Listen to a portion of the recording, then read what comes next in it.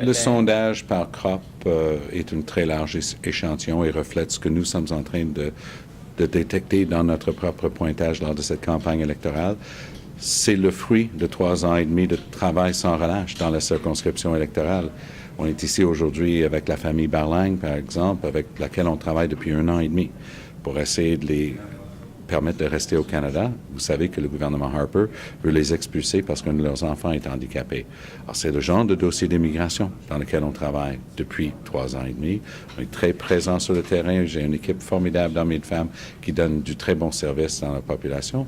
Et nous, on espère avoir un renouvellement de la confiance du public lors de l'élection du 2 mai.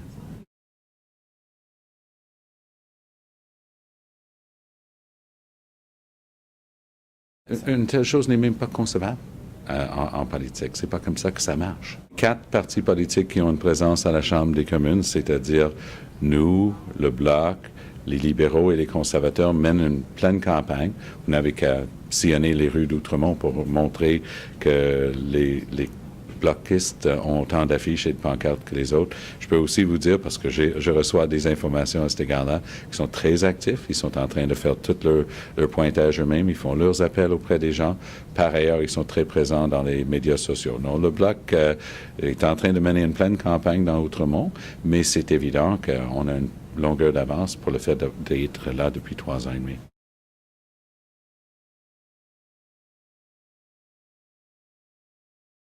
Pour la bonne et simple raison, c'est qu'ils ne comprennent rien à la réalité québécoise en général et à la réalité montréalaise en particulier. Ils sont débranchés. Ils ne comprennent même pas l'importance de reconstruire le pont Champlain. Ils ne peuvent pas connecter avec la population. En ce moment, leur grande vedette devait être Larry Smith. Pauvre Monsieur Smith, à chaque fois qu'il ouvre la bouche, c'est pour changer de pied. Et il multiplie les déclarations saugrenues, puis sa campagne est en train de chuter complètement. Ils ne l'ont pas. Ils ne savent pas ce qui est une priorité pour les Québécois et les Montréalais, et leur campagne en dit long là-dessus.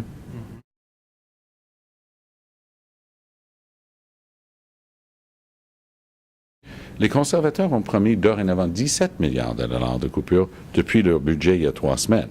C'est pas réaliste. Si ils ont tant de gaspillage que ça, qu'ils peuvent enlever 17 milliards de dollars des dépenses du gouvernement, ils sont en train de s'accuser eux-mêmes. Ça veut dire qu'ils ont régné pendant 5 ans et demi sans faire des coupures faciles qui auraient pu être faites. Maintenant, ils refusent de dire c'est quoi les coupures. Le ministre dit qu'il a une liste, mais pourquoi la liste n'était pas disponible au moment du budget? Ça cache quoi, cette liste-là? C'est ça qu'on ne sait jamais avec les conservateurs. Qu'est-ce qu'ils sont en train de nous cacher? On a appris qu'il y avait un rapport dévastateur dans la vérificatrice générale sur les dépenses en marge du sommet G8, G20.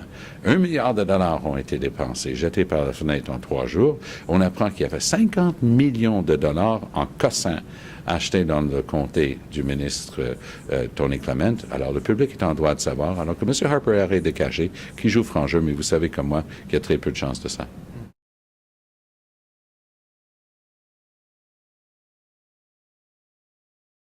M. Layton était celui qui avait proposé en 2008 que les libéraux se joignent à nous, appuyés par le Bloc, mais qui n'étaient pas formellement dans la coalition, pour évincer les conservateurs. On sait ce qui s'est passé par la suite.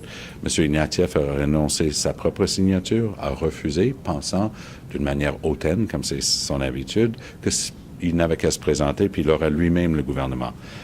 Peut-être une fois qu'il se désillusionne là-dessus après le 2 mai, nous serons obligés à nouveau de regarder qu'est-ce qu'on peut faire pour travailler ensemble. Mais c'est pour ça que Travaillons ensemble, c'est un des leitmotifs de la campagne du NPD. Je vous invite de regarder les pancartes qui sont présentes à travers le Québec pour le nouveau Parti démocratique.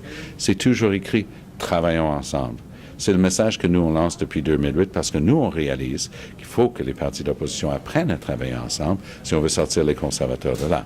Alors ça, c'est le message que nous, on lance à la population. Si vous voulez un gouvernement progressiste, une réelle alternative, pas comme les libéraux qui ont appuyé les conservateurs à tout bout de champ, nous, au NPD, on s'est tenus debout, mais qui est prêt à travailler avec les autres, votez pour l'équipe de Jack Layton du NPD.